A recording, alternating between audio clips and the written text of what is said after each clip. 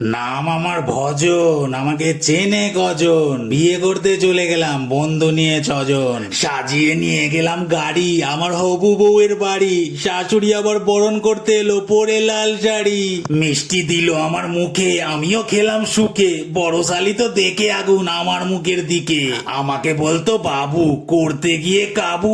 এখন দেখছি আমাকেই বলতে হচ্ছে জামাই বাবু। সে কটকট করে তাকিয়ে মুখটা কেন বাঁকিয়ে শাশুড়ির থেকে কি জোর বরণ ডালাটা নিল গো ঝাঁকিয়ে। বললাম এক গ্লাস দাও জল। কেমন লাগলো বল, ভজনের সাথে বেইমানি করা দেখলি তো কি ফল। প্রতিশোধের কি মজা বললে যাবে না তা বোঝা, দেখি গট গট করে ওইদিকে চলে গেল গো সোজা। অনুষ্ঠান শুধু এই বাড়ি, কারণ বিয়ে ঠিক হয়েছে তাড়াতাড়ি।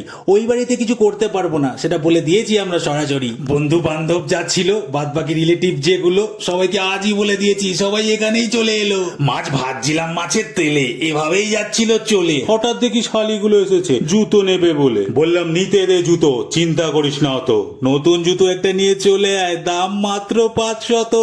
শালিরা বানাবে বোকা, ওর দিদি দিতে পারলো না ধোকা। ব্যাটসম্যান আমি কড়া, প্রত্যেক বলে মারবো চকা। আমি ভজন, আমাকে চেনে গজন।